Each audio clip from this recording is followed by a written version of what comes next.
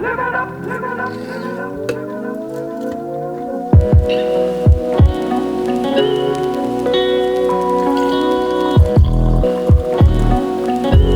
when people talk about the French press, they tend to talk about two things. Number one, texture, and number two, sediment. And today I'm going to show you how to make a French press with all the silky texture that it is praised for and without the sediment that it is sometimes justly criticized for.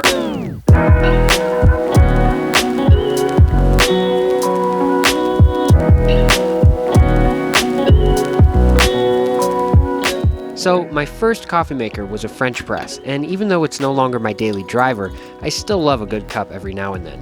Here's how I like to make it. Get your kettle on, and then measure and grind your beans. I like a ratio of 60 grams per liter. That's 60 grams of coffee to 1 liter of water.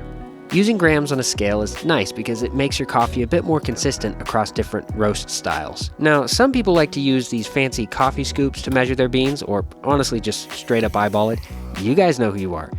And all that's cool, but for me, I just can't get the same consistency without using a scale. So since I made a scale part of my morning routine, I've decided to see how many times I could fit scale into this sentence without it starting to sound really, really awkward. If you guys hadn't figured this out before, I'm a little bit of a goofball, but I digress. It's time to get the beans into the grinder and break them up into a very coarse grind. That finished, we want to pour it directly into the carafe of the brewer. Grab the scale again, tear it out, and set a timer for 4 minutes.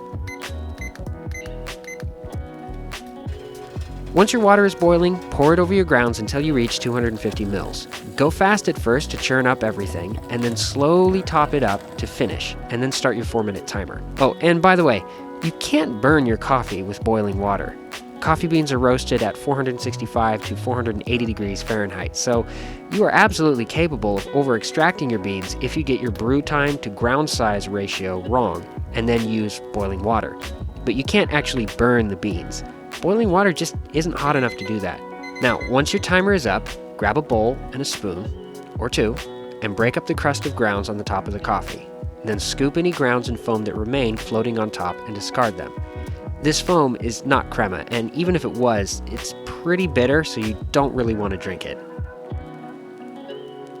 Once that's all done, set another timer for 5 minutes while you let your coffee sit undisturbed. This allows all of the silt to settle to the bottom of the carafe and lets it cool a little. You can go as long as 10 minutes for a really large brew, but longer than 5 minutes for a small one is just more than you want.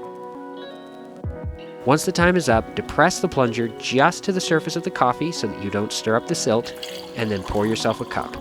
Oh, and don't pour out everything. Just leave a little liquid behind or you're going to end up with all of that silt back in your cup again. Alright, so that's how you make a French press without all the sediment.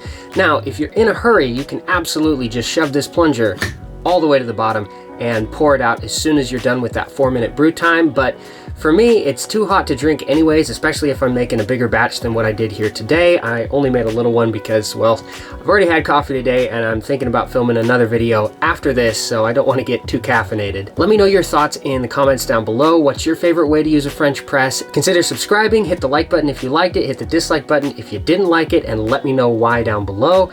If you are interested in supporting the channel, click the link to Patreon, and for as little as $1 a month, you get to see all of my content a week early, as well as exclusive patron-only content, and for the higher tiers, a thank you at the end of every video. Thank you so much for watching, and I will see you in the next video. Cheers!